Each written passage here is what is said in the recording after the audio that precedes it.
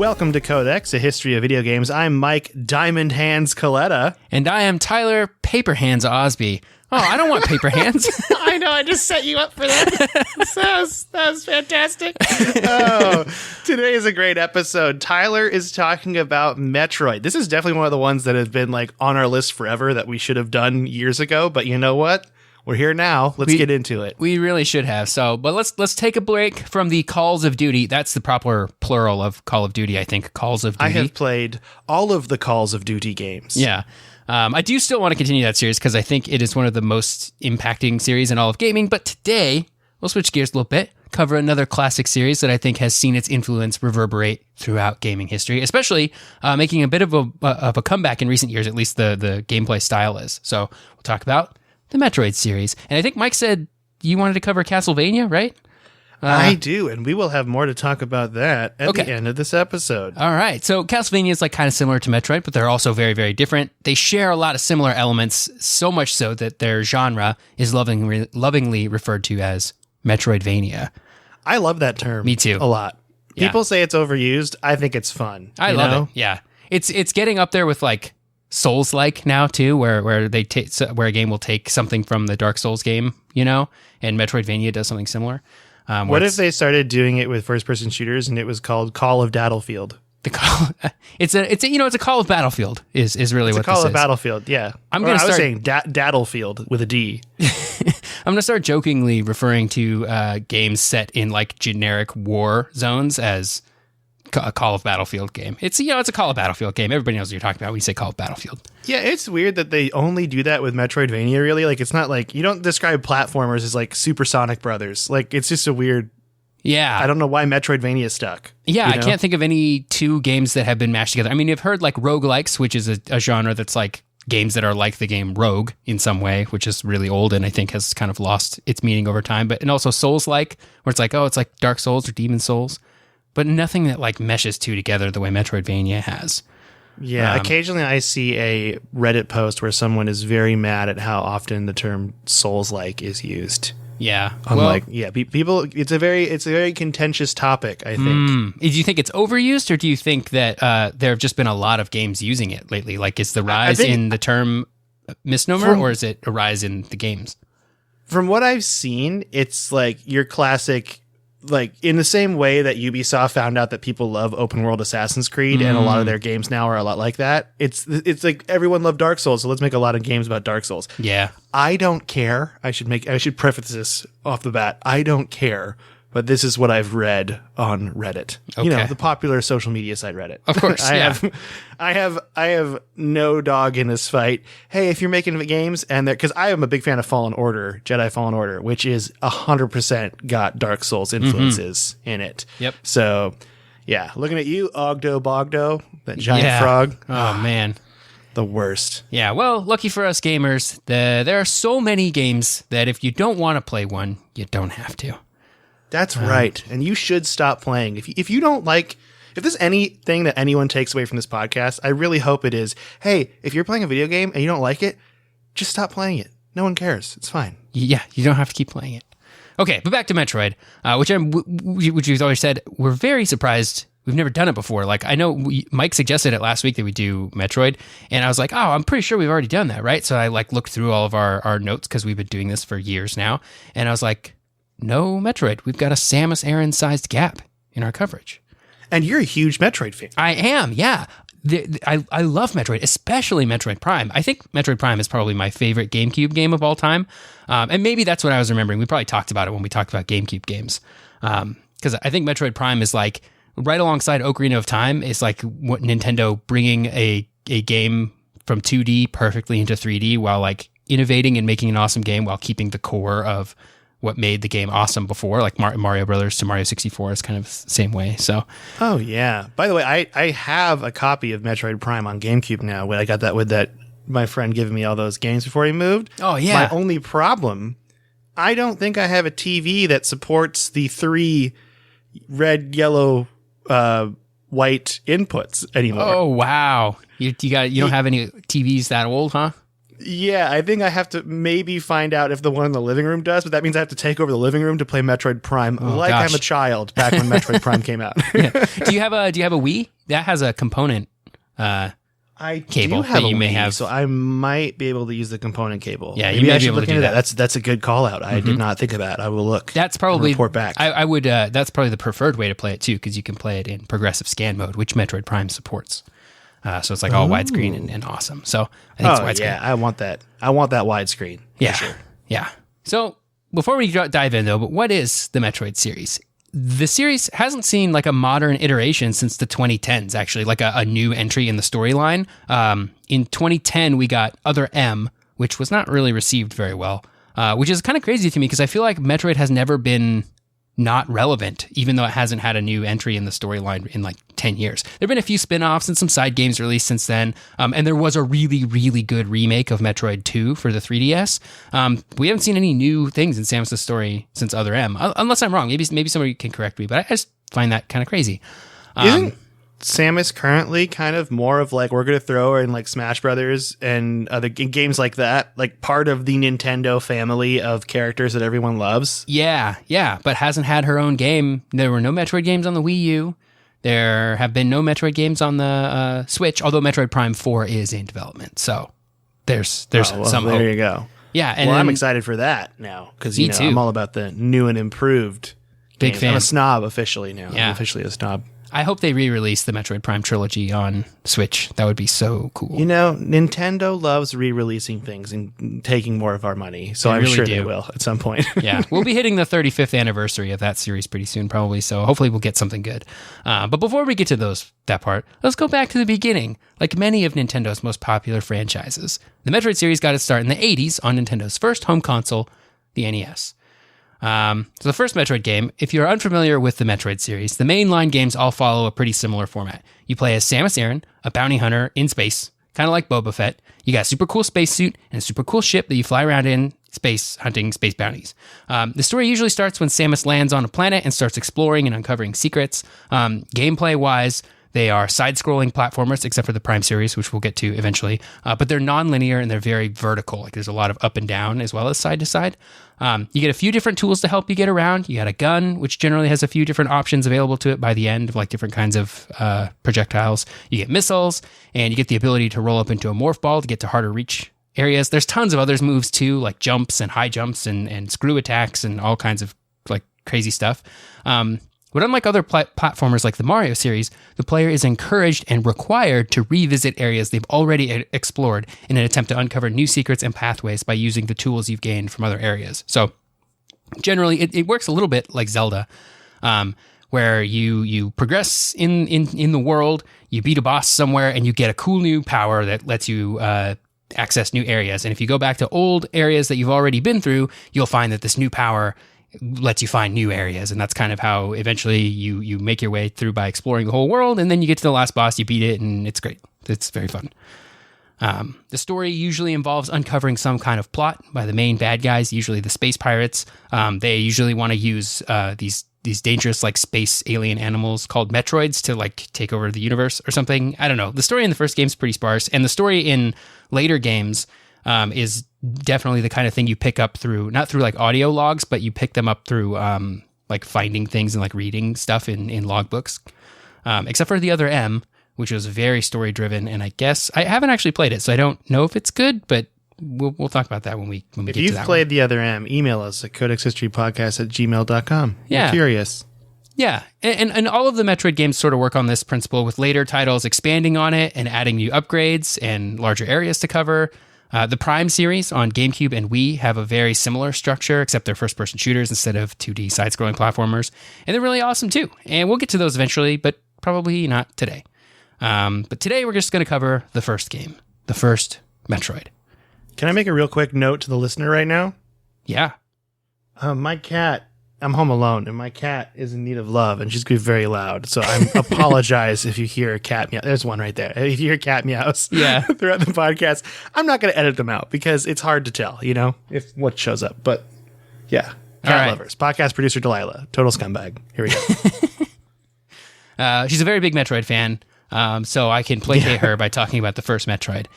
She's got opinions. That's right.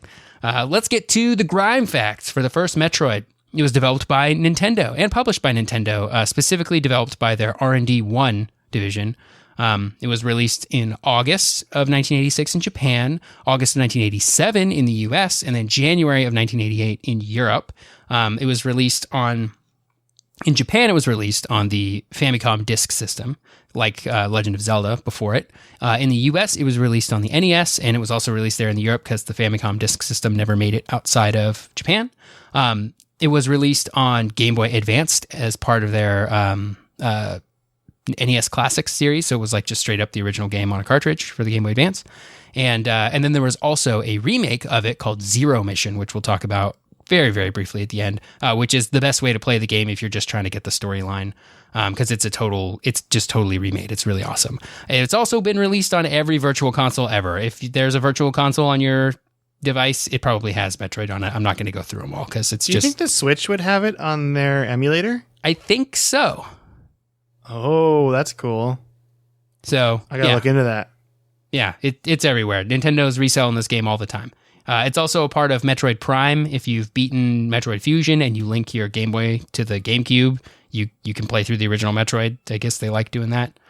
The game sold 2.73 million copies, according to the VG Sales Wiki, which I think is just for the NES. I don't think that includes any like re-releases or anything later. That stuff's very hard to keep track of nowadays. It is an action platformer style or action adventure game. It's kind of hard to describe. Like the genre really is the Metroidvania genre, which doesn't mean anything if you've never played a Metroidvania game. So it's hard to really describe it. It won tons of awards. This game is like just beloved. It's the number 5 best NES game according to Nintendo Power. It was 44th on Electronic Gaming Monthly's Best Games of All Time list in 1997. It won a lot of awards. Game's a classic, okay?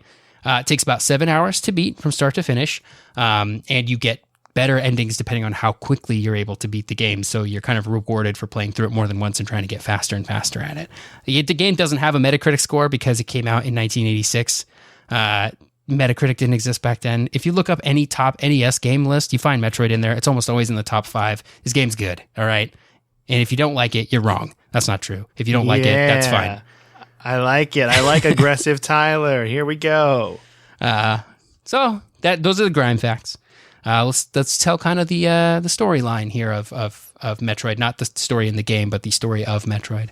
So with the release of the NES in the early 80s in Japan and the mid 80s in the US, Nintendo was on a tear. They had a powerful gaming system that was more capable than anything around at the time, and they were successfully bringing video games back from the great crash of 1982, which is something I believe we've covered in some of our earlier episodes and might be worth revisiting just as its own episode, like the crash of 1982. Yeah, I've thought about maybe going back now that it's been a while and looking at these gaming events that we kind of covered in brief, and we might want to do. I agree. I think we need to do like a bigger, like expand that on them. 1982 crash. There was another crash, I think, too. Yeah, I think there were a few around the world too. Like, because not everywhere crashed in 82. Some crashed at other times. But that anyway, 82 crash was mostly arcade, right? It was home console crash because that was when ET came out. Oh, when was there was an arcade crash too then, definitely. Yeah, so I think so. I think it was like a year earlier. Anyway, we should cover that at some point. Definitely. But Nintendo was like, they were like willing video games back to life with tons of hits. We had Super Mario Brothers, we had Zelda coming out, and so Nintendo wanted another hit, and so the R&D team got to work drawing inspiration from Super Mario Brothers, but also from Zelda. So in Super Mario Brothers, the game had power-ups, right? Like you got your mushrooms and your star power and your fire flowers, but they were temporary and they were never required to progress. You can beat that whole game without picking up any power-ups. You'd have to be really good to do it, but you could. Zelda showed that players really like to power up over the course of a game that saves your progress and allows you to come back to it later. So when you gain items in Zelda or Metroid, they stay with you forever, which really rewards players for exploring and taking their new items with them, going back to old areas, see what new secrets can be uncovered. I think that's what makes it a Zelda game feel like a grand adventure, because you feel like as you move through this game, you're powering up or you're learning a lot, and you can use those power-ups and knowledge to gain to like go back and do stuff. It's really cool. Yeah, it is really cool. And based on how much Metroid I've played, which is, I've never beaten it, but I've played it quite a bit. it never clicked with me that it really is kind of a mashup of those two games. Yeah. You know? And this was like kind of new for video games because most video games at the time were either arcade games or they were Atari games that were conversions of arcade games, and they were designed to be played in like a single sitting, right? You sat down, you played it, maybe you got a high score, and you got up and left. And when you came back, it was the same game again, only presumably you're better this time. You can get a higher score, maybe you can get a little further. But there wasn't any sense of persistence between game sessions. That's something I would want to try to dig into more, is if there was a actual point in game development where designers were saying, okay, we are no longer trying to get a player's quarter for the shortest amount of time, and we are now trying to keep a player engaged for the longest amount of time. Yeah. Like, how did they do that switch? Yeah, and I think that's it a big happened. question I have. It happened over time too, because even into like the Super Nintendo era, you still had these games that while you weren't putting in quarters, right? They were still like ridiculously hard or making you start all over when you got a game over, in a way that was sort of reminiscent of the of arcade design, where it was like, we want you to have just enough fun to put another quarter in when you fail, you know, which is just not necessary for a home console because you're not putting quarters in. You're sitting down and playing it. So you can have that sense of persistence, which is something that Zelda and now Metroid has really drawn on. And these weren't the only games that did that. They weren't the first games to do that, I'm sure, but they really popularized it and set the industry moving in that direction, I think. Yeah. So. Man, we got to get into this old stuff again. Oh, I'm excited. I know. The storyline for the first Metroid game is pretty neat, I think, for an NES game. Before the game starts, space pirates attack the space station that's owned by the Galactic Federation, and they steal some samples of this new dangerous life form, Metroids. Metroids are from the planet SR-388, which comes up later in the series, and the space pirates have taken them to their home planet of Zebes or Zebes. I don't know how you pronounce that. Zebes. Zebes or Zebes. Zebes? Yeah. I think it would be Zebes, like Thebes. Yeah, maybe you're right. But who knows? The plan is they're going to expose them to beta rays, which I don't know what those are, but they sound sinister, right? And they're going to turn them into monsters, and they're going to kill everything or something like that. So space pirates are bad. The Metroids seem to be a neutral party in these games, but they're often used as a tool by space pirates. So you find yourself fighting Metroids often because the space pirates are using them to defeat their enemies or whatever. So Samus is a bounty hunter. I don't know why they send in a bounty hunter, but Samus is sent in to neutralize the system on planet Zebes or planet Zebes and defeat the space pirates forever. The game has multiple endings depending on how fast you beat the game. And each ending shows Samus with like increasingly less of her suit on, which is probably not something that would be okay these days to do. But in NES, it was old NES graphics. It was like the first one is like her facing away from you. Then the slightly better ending is her facing the screen, and then she takes her helmet off, and then the suit off, and then I don't know. It kind of progresses. It gets weird. It gets into weird. A weird territory we don't want to go into on this podcast. Yeah, this game is rated E for everyone. Actually, this game didn't have a rating, but ooh, risque. Yeah. Another thing similar about Metroid to the Zelda series is Metroid was also released on the Famicom Disk System in Japan, which gave it the ability to save if you played it on your Famicom Disk System. You get 3 files, just like in Zelda. However, unlike Zelda, when the game came out internationally on cartridge, the game didn't include a battery backup, which was super expensive back in the day and made Zelda very expensive to buy. So in Metroid, they decided to use a password system like many other games in that day. So when you die, the game gives you a password that you can put in at the password screen to pick up right where you left off, which is pretty cool. I find password systems like that just fascinating because it's like, how does the game know what to pull out of this password to give me all the things back that I gave it? And like, can you crack that and make your own passwords up basically to give you whatever you want? And I think the answer to that question is yes, but I've just never done it before, and I just find that fascinating. Yeah, I would think that it makes like password states randomly as you play, and then it just gives you that password state and then saves it in its own like, oh no, it wouldn't have it that doesn't kind of though, because it doesn't have a battery. Yeah, then that means I think the passwords would have to be pre-made. Like before the game's out, like, or I'm sure there's somebody who's much smarter than us listening to this and going, "You idiots! It works like this. There's like an algorithm, and depending on how many missiles you have and how many energy tanks you have, and like all of those things get put into some sort of algorithm that spits out a password. And if you put that password back in, it can like reverse engineer it and get back what you had. Like each letter of the password actually has a value associated with it, and it means something, and then it reloads it back in, and that's how many missiles you have, and that's how far, like what area you are in that stage. Yeah, something like that. Must be. So I say that could be it. Yeah, that's pretty crazy. Then yeah, I think they put that. It's pretty complex. Yeah, it's crazy to me. Anyway, Metroid also has a couple cheat codes you can put into the password screen. If you put in Narpus Sword, you get started off with like everything except for the ice beam and all the missile and energy upgrades. But you don't need those because you have infinite health and infinite ammo when you do Narpus Sword. It's a classic cheat code, right? The other one is Justin Bailey, which gives you all the upgrades, and you play as Samus without her suit on. She's just in like a leotard, which also maybe wouldn't fly today, but did in 1987. That was in the first game? Yeah. It's pretty crazy they did that. Like, I mean, I'm less about the whole like Samus in a leotard, but more about a costume change character, period. Yeah. You know, how do they have having room? that in a game? Yeah, it's nuts. Anyway. Cartridge space was a premium back then. They didn't have room for it. It really was. Yeah. I guess they... Yeah, I don't know. So that's like sort of the gist of Metroid. The gameplay is really fun as you move through. There's bosses to fight. I don't want to get like too in the weeds on like the exact mechanics of the gameplay, but I do want to talk about the legacy of Metroid. So like many early NES games, Metroid left its mark on all of gaming, and I think that mark can still be felt today by the entire genre of Metroidvania titles, and other games that take inspiration from that genre. So any game that has you like revisiting old areas with new equipment and can kind of trace those roots back to Metroid on the NES, which I like. That time in gaming was so cool because Nintendo specifically, a lot of game companies were, but Nintendo specifically was like constantly innovating and putting out hit after hit of games that weren't even...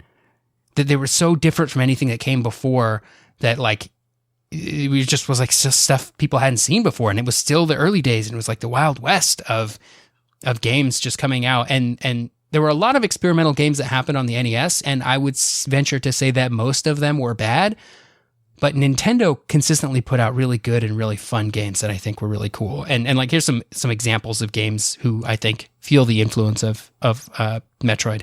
A game like Batman Arkham Asylum, where you're kind of moving through the asylum and you're going back to areas that you had been in before to use your new gadgets. Castlevania Symphony of the Night, which I think Mike is going to cover at some point. That was on PlayStation. That one specifically feels very heavily influenced by Metroid, although other Castlevania games and earlier Castlevania games were pretty heavily... I feel like if I cover Castlevania and I don't cover Symphony of the Night, we're going to have people boycotting our podcast. So yeah. You got games like Cave Story and Shadow Complex, and more recent titles like Dead Cells has a lot of Metroid going for it. Ori and the Blind Forest has a lot of Metroid in it, and even Dark Souls, I think, has some of that backtracking, powering up kind of stuff going on that I think you can trace back. Yeah. And that's not to say that this mechanic would have never been invented if Metroid didn't do it, but Metroid did do it, so that's the one that gets the credit, I think. But for me, Metroid's legacy is better represented by its atmosphere. It's one of the earliest games I think that could be described as haunting or lonely, which are descriptors that I don't think were really used for video games at the time. I wasn't able to find any reviews from back in the day because, like I said, this game predates the internet by at least half a decade. So I don't know what reviewers were saying about it at the time, but it's definitely a staple in the collection of any NES gamer. Like if you've got a classic system from back in the day, you probably have a copy of Metroid. If you're a more recent collector who's trying to build out your roster of classic titles and you don't have Metroid, that's one you need to be hunting down because there's a ton of them. First of all, it's not a very expensive game, but also it's just like it's such a classic, it needs to be in your collection, I think. Definitely. It was also one of the first games, and certainly one of the biggest games to have a female protagonist, which is really, really important because by the mid-'80s, video games had kind of firmly planted themselves as a medium that was marketed towards boys. And that was really a thing that happened a lot in the 80s, still happens today, obviously. But in the 80s, that was like really big, was dividing media up between boys and girls. And like boys got this kind of stuff and girls got this kind of stuff because that makes marketing easier and more focused. So video games at this point in time became for boys. And that was for a lot of different reasons. Some of it was developers were often male for a variety of reasons. But because of this, the protagonists of games were boys or men, allowing younger boys to have like the fantasy of being powerful or like masculine or whatever that was being hammered into kids in the 80s. So for Metroid to have a female as the main protagonist was kind of a big deal, even if it wasn't obvious or revealed until you got like some of the later endings or the better endings that showed her taking off her helmet. And the person who's been inside that sweet space suit the whole time was a woman. I don't think they were going for anything specific here with that other than just trying to be different. They were like, well, what if we made her a woman? And everybody else was like, okay. But I think it's really cool as far as early representation goes for women in video games, and I really like that. What's funny is Oh, go ahead. Oh, I also feel like that was like the playground recess fact. Yeah. It was like, did you know Samus is a girl? Yeah. It was like a standard boy conversation in the 90s. Yeah. I've definitely had that conversation before. I did too, multiple times. Yeah. I think it's funny, the U.S. translation for the manual actually didn't seem to get that memo because they constantly referred to Samus as he throughout the instruction manual. And I remember reading this somewhere and I couldn't find it when I searched for it, but I think what happened there was they were just directly translating the Japanese manual, which used gender non-specific pronouns, which I think is a lot more common in Japanese culture than it is in Western culture. I'm sure Matt in Japan can correct me on that if I'm wrong. So like they just sort of directly translated the manual and they were just like, well, it must be a boy. So they put he in there a lot. The Samus would go on to pave the way for a ton of female protagonists like Lara Croft or Bayonetta or Ellie from The Last of Us. And while gaming is still overwhelmingly dominated by men for a wide variety of social reasons, I think Samus was one of the first to represent women, and I think that is pretty cool. Agree. Yeah. And it was fun to have that playground conversation as a kid. Yeah, definitely. It was like, I know more about video games than you do. It was one of those. That's definitely one of those like, I beat Metroid, so I know, and if you didn't beat Metroid, you don't know. It's like Samus is a girl. Zelda is not Link. Yeah. That was a big one. And then like name the 3 legendary bird Pokemon or talk about Mew or something. Yeah. That was like playground classic Nintendo right there. Yeah. And Mew is under the truck. I've seen it. My uncle at Nintendo has shown me. Tyler has 7 uncles. They all work at Nintendo. It's pretty crazy.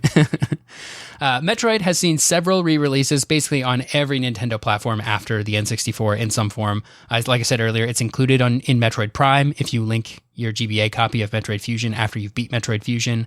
It's on all the virtual consoles. It's part of Nintendo's Classic on Game Boy Advance, and it's just on everything because it's not a very large game and it emulates very well in various emulators. But I think the best way to play the original Metroid today is the full remake for the Game Boy Advance.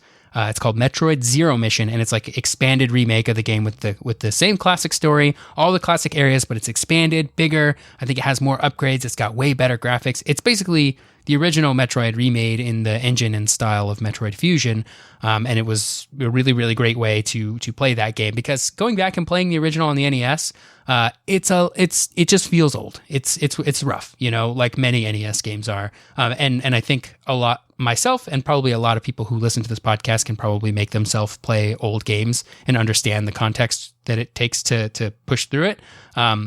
But if you're having a little bit of a hard time with the original Metroid, just play Zero Mission because it's awesome. And it's just really good. So I think that's about all the time that we have for Metroid today. This one might be a little bit short, but I don't want to dive into Metroid 2 just yet because I think that one's really, really interesting. It's a direct sequel to a console game that they decided to make on a handheld. So Metroid 2 is a Game Boy game. It's not Super Metroid. Sometimes people think Super Metroid is Metroid 2, but that's actually Metroid 3. So I think they successfully innovate on the format while retaining what made the original Metroid so great, and then they crammed it all into the soup green grayscale offered by the original Game Boy. Plus, there was a really great remake of that came out a few years ago on 3DS, and that one is really, really good too. Oh, and I can't wait to get to the Prime series, which is one of my favorite series in gaming. Oh man, I can't believe we've never talked about this series before, Mike. Yeah, I know, right? This is great. I feel like we get Metal Gear Solid passion out of you when you talk about Metroid. You know what I mean? Yeah. Which is good. So, okay, I am looking at this question that you didn't ask me, but I'm going to answer it anyway. I have not played... I now that you mentioned the Game Boy, I think I've played Metroid 2 for Game Boy, and I have not played the original Metroid. Mm-hmm. So I have been only seeing Metroid old school in grayscale. So I think I need to go on to the Switch and see if the original is on there. Yeah, you should. I bet it is, and it holds up okay as long as you can sort of suspend your disbelief a little bit, because it's old and a little rough, and definitely, I mean, it's the first Metroid game ever. So while it feels like later Metroid games, it's also like the least polished of any of the Metroid games. I could try to find a copy of Metroid Fusion too. I have a GBA, so Fusion is great. And then Zero Mission as well. To go. Cool. Oh wait, Fusion's the remake of Metroid. No, Fusion's an original, right? Yeah, Fusion's its own game, referred to as Metroid 4, actually. What's the 3DS? The 3DS remake? One is a remake of Metroid 2. The one that you've probably played on Game Boy, that one has a remake on the 3DS. Okay, so I need to play Zero Mission and stop being so confused. Okay, Tyler, what have you been playing?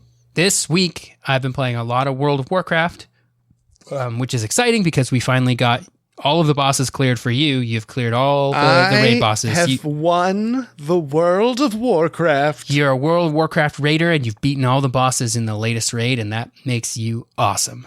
That's right. That makes me better than people that haven't beaten the raid. That's right. I've just been walking around talking about it all the time. In real life, people I know, no one cares, but I feel good. Yeah. So I've been playing that, playing a little bit less of it, taking a few nights off here and there now because the progress has slowed down a bit and the novelty of the raid has faded a little bit. I do still want to play it on the harder difficulty, but I don't really have much to do if we're not like focused straight on that goal. So I haven't played as much. I picked up Modern Warfare 2 again. Had put it down for a minute, but I'm back on it as of this morning. I'd be like 5 missions this morning. The remake, the remastered campaign for Modern Warfare. Mm-hmm. Yeah, it's really cool. Like the remasters of the two Modern Warfare games are like the way remasters should be done these days. Yeah, they're really well done, but aren't they still like $40 or something like that? They're still expensive. For the first one, it's $40 because they also did the multiplayer, but for the second one, they just didn't bother with the multiplayer, and so it's only $20. It's only the campaign. That sounds more reasonable to me. Yep. And no one's playing the remastered multiplayer on Call of Duty Modern Warfare 1. Right. Yeah. They're all playing Warzone or Cold War or whatever. I don't know how the Call of Duty community shakes out these days, but I think, it's harder to find games for the older ones. So been playing those, and then my SO Kelly has been playing the Uncharted series. So I've been spending a lot of time just watching her play Uncharted. She's probably halfway through the second game, and that's been a lot of fun because I love that series too. Did we talk about that series? I think we did when we talked about Naughty Dog. Yeah, I think so, but I don't think we really dove into it. We got to look though. Yeah, we're getting to the point where we have so many episodes we don't remember what we've talked about. I know, which is a good problem to have. But it is a good problem to have. But that's it. What have you been playing this week, Mike? Well, still haven't started BioShock Infinite yet. It's getting crazy for me, but I managed to finally realize that I've been having a Destiny itch, okay? But I found out how I like to play Destiny. I like to play Destiny on Game Pass where it feels like it's free, okay? Yep. And I'm just playing through the Beyond Light story, and then I'm going to put it down. And I've had a good time doing that because in this Beyond Light story, they're bringing back a lot of stuff from Destiny 1. And I played a lot of Destiny 1. So it feels really fun. And I'm like playing no PvP. I'm doing strikes only when I have to level up for the sake of doing a story mission. And it is great. And this is how I'm going to play Destiny until I'm done with Beyond Light. And then I'm going to put it down again for months. Nice. I am getting excited for one day when they bring the Vault of Glass. I will like jump back in to play for real, like to power up for Vault of Glass. Oh yeah, and I have fully like after starting this on because it's on original Xbox, it chugs. Like I open the inventory menu and I have to wait like 3 or 4 seconds for all of my items to load up. Yikes. Yeah, it's pretty bad to the point where I would say, if you've never played Destiny before and your friends are trying to get you to play and you have an original console, as in an original Xbox One and original PS4, don't get it.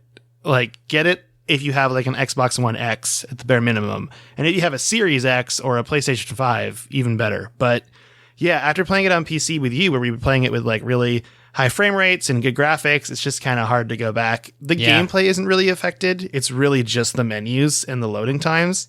But with this whole like sunsetting thing, it did get a lot smaller. It's only like 67 gigs, I think. Nice. It's not that bad. So it wasn't that bad to download it. And I think I would jump into it again with Vault of Glass coming out. And also, I have it set on my wish list. So if I see it go on sale, I'll pick it up. But I'm not going to buy that for full price. There's no way. What do I look like? I'm made of money? Get out of here. No way. But we do have some emails to read. You want to read some emails? Sure.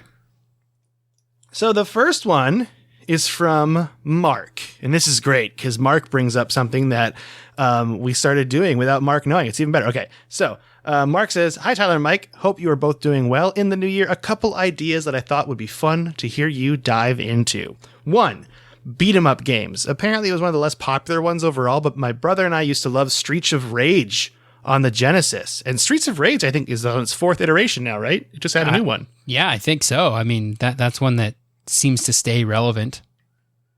Yeah, I think beat 'em ups would be a really good one. And the second idea that Mark has is a series on Castlevania games, which could alternate between covering Metroid games one week and then Castlevania games the next. That is such a good idea, Mark. I'm doing Castlevania next week. All right. Funny you should say that, Mark. Yeah, Mark. So it's all you. This is all Mark. It's all Mark's idea, if anyone asks. Mm-hmm. Okay, it's all Mark's idea. We take zero responsibility.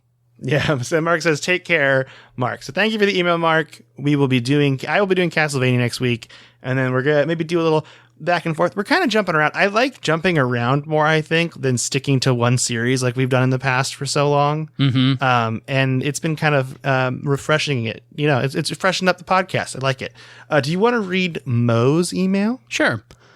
So Mo says, "Hey dudes, it's Mo. Thanks again for all your work on the podcast. I look forward to new episodes every week. Also, hanging out in the Discord with all the other John Glames and Spider Butts and Jaybirds was a huge highlight for me in 2020. That's right. Head over to our Discord and hang out with us. 2 quick questions for you. 1, when was the last time you stayed up super late playing video games? Mike? Like last weekend? Yeah, like literally last night. It depends on what your definition of super late is. I think by many people's definition, I regularly stay up till about 2 a.m. playing games. Yeah, I stay up till 2 a.m. with you. I think I've stayed up, like the latest is probably 3 or 4, but normally 3. I think 4 when I've been like by myself playing a single player game. But with friends, it's usually like 3 a.m. is the hard cutoff on a Saturday night for me. Yeah, 3 is generally my even on like a Friday night, my hard cutoff is 3. Most nights I'll stay up till about 2. The way my job works is I work from home, so I don't have a commute right now, and I don't have to be like available until about 10 a.m. So if I go to bed at 2, that's fine with the way my schedule works. But I think for a lot of people that would count as staying up super late. Next question is, what is the latest you've ever stayed up playing video games? Oh man, I think it's gotta be, I can't remember doing like an all-nighter. So I think I would say like 4 a.m. What about you? I've for sure done an all-nighter, and I can remember very specifically, probably the first time I ever did an all-nighter playing video games was shortly after Metal Gear Solid 4 came out. I stayed up with a buddy of mine. He fell asleep hours before. He'd already beaten it, I think, but I was playing on his PlayStation 3, and I played until 5 a.m. and then got in my car and drove home, and probably then passed out until the afternoon. But that's a real Solid Snake move right there. That's what Solid Snake would do. I did, partially because I was in high school, and you can just do that in high school, and it's like not a big deal. Nowadays, if I do that, I'm like destroyed. But also because the cutscenes at the end of Metal Gear Solid 4 are so long, I probably didn't. I would guess that there's at least an hour and a half to 2 hours of cutscenes after you're done playing the game. So I probably stopped playing at 3 and then just watched for 2 more hours. It's like having a movie after your video game. Yeah. And so I like, my buddy was asleep. I had just finished Metal Gear Solid 4. My brain had exploded all over the wall because the ending has some real twists and turns that are kind of hokey now looking back on that series. But man, it was just the right time in my life. I needed those twists. So I got I was just like totally blown. Mine was blown, and he was like asleep. And so I just left, and I got in my car. And it was bright daylight. Like this was in the summer. So at 5 a.m, it's like early, like daylight. So I just drove home in the daylight after staying up till 5. That's a great move though. Yeah. That's an all pro move. Yeah, that's what we call a pro gamer move. I don't think I've done that. I'm trying to think of any other times I've done that. I stayed up pretty late playing Halo 4 when that first came out too. Yeah, but we would stay up really late playing like Call of Duty, Black Ops, but it was never past like 3 a.m. Usually 3 is the real hard cutoff for me if I'm playing a multiplayer game. Yeah, 3 is a hard cutoff for me as well. Because by 3 o'clock, you're just like, man, bars are all closed, and we're sitting at home still playing video games. We gotta stop. Yep. So anyway, that's Mo's email. Pouring one out for Mitzi the cat. # never forget Mo. Oh, Mitzi the cat, we love her. By the way, while you were talking at some point, my cat decided to go into the closet where I keep all my towels and ripped all of them off the shelf. So. I got a fun cleanup to do. She really, when she gets excited about Metroid, let me tell you what, she's really excited about Metroid. Okay. All right. This one is from Lucas, and I am going to say something before. This will be the last thing we read on the podcast. So feel free to email us at codeshistorypodcast@gmail.com. Go on our Discord. Follow us on Twitter. This email I'm about to read has major BioShock spoilers in it. So if you want to play BioShock, turn off the podcast. We won't say anything useful beyond this email. This is the end for you. This is where the podcast ended. If you have never played BioShock, I'm about to read this knowing that I am going to spoil everything. So, well, Lucas is, but I will be reading Lucas's email, so I will be spoiling as well. So here we go. Okay. Turn off the podcast in 3, 2, 1.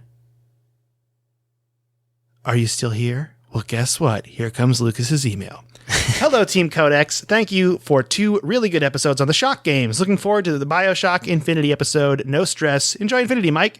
While I was listening to your episode on BioShock 1 and 2, I thought of 3 things regarding the games. However, before reading the points, be aware that spoilers might appear. Oh, this spoilers is your appear. 4th and final warning of spoilers. Yeah. We don't want to be the people. Okay. 1. I noticed that you guys sometimes refer to Infinity as BioShock 3.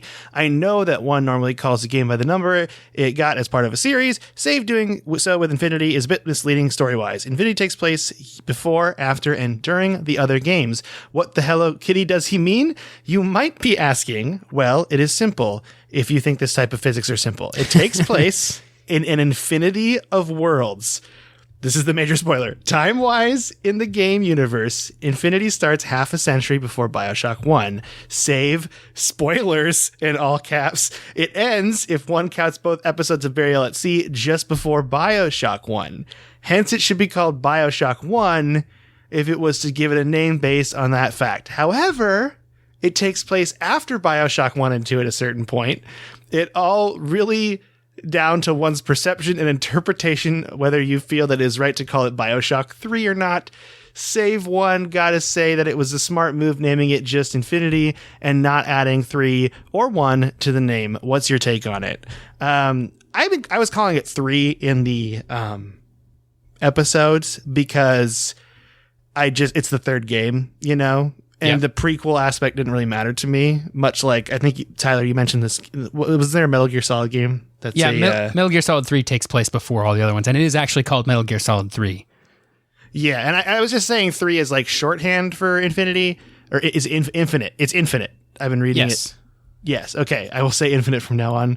I was just reading Infinity. Okay, so the game, though, I was really trying to avoid these spoilers because I know this stuff going on with like time and like time jumps and dimension jumps and stuff, and so I didn't want to give any like idea to that by like mentioning it being called BioShock 3 but really being a prequel. I didn't want to set myself up for going into this, essentially. But you know what?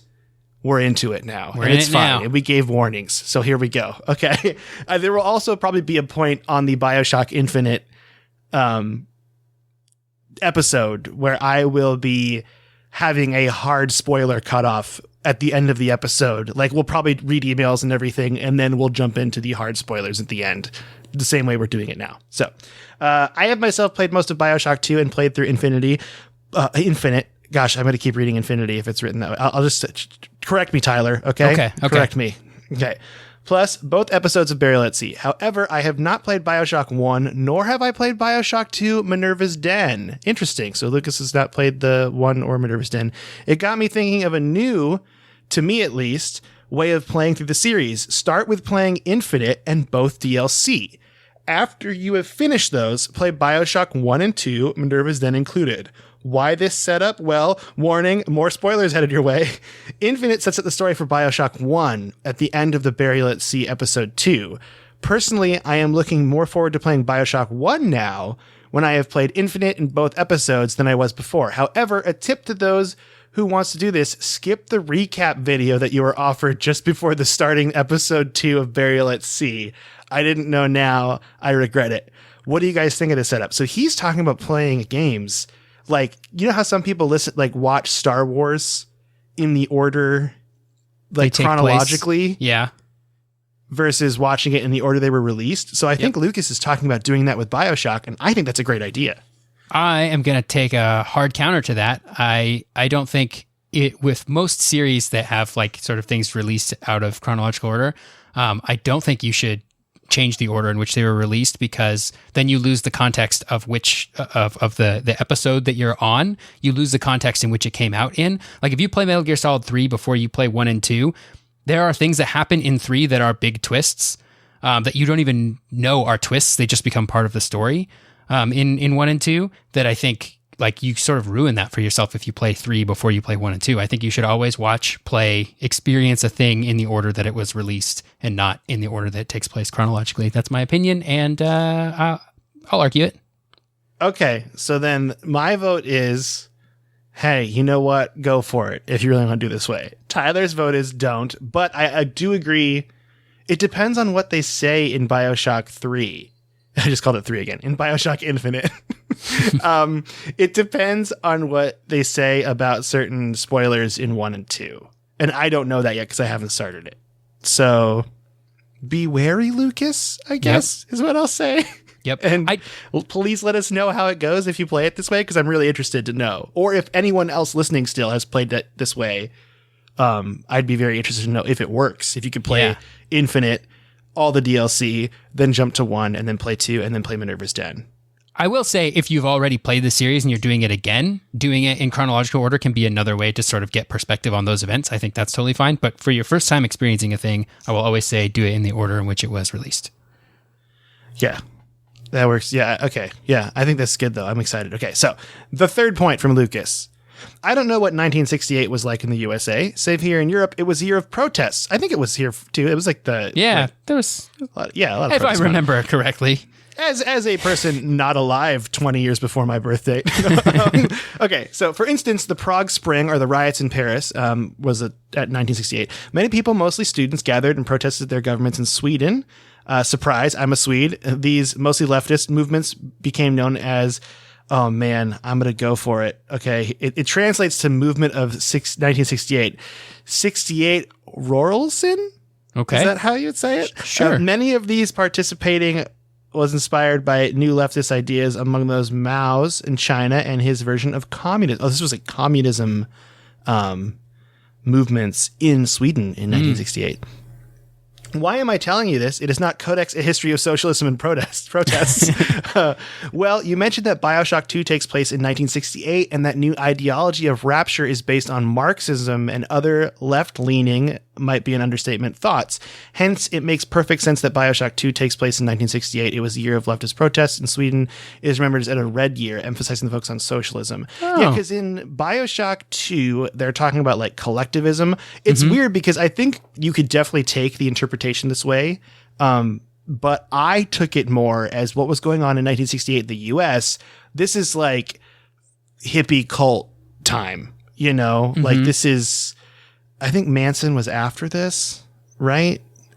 Like I don't know. Yeah, I'm not sure when Charles Manson murders were, but like the collective or the family that's going on in Bioshock 2 felt a lot like that to me.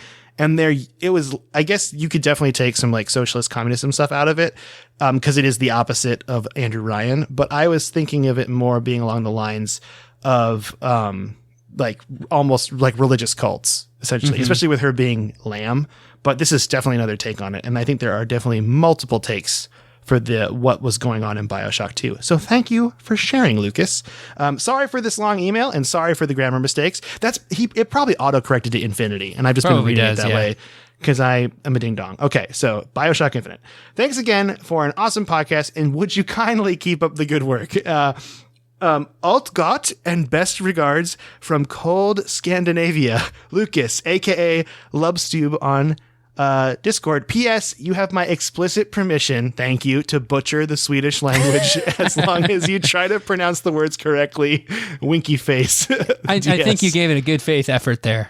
I really tried. I think the 68 Rora. I just want to know what the 2 dots mean above the O, like how I pronounce it. Yeah, I don't know. But that's another, again, this is not Codex history of the Swedish language, so we'll get to that later. But thank you for the long email, Lucas, and I thought you brought up some great points, and it was a great way to get some spoilers in for BioShock without completely ruining it for people. But we will definitely go into this even more about what happens specifically when we cover BioShock Infinite. So yeah, what was a short episode is now a long episode because of BioShock spoilers. But thank you so much for listening. As always, email us codexhistorypodcast@gmail.com. You could follow us on Twitter at SneakerElf, ELPH for Tyler. I'm at Micoletta. The Discord link is pinned to my Twitter profile, but if you email us, I will send it to you. And that's it. Do you want to say bye to everyone, Tyler? Yeah, sure. Goodbye, everyone.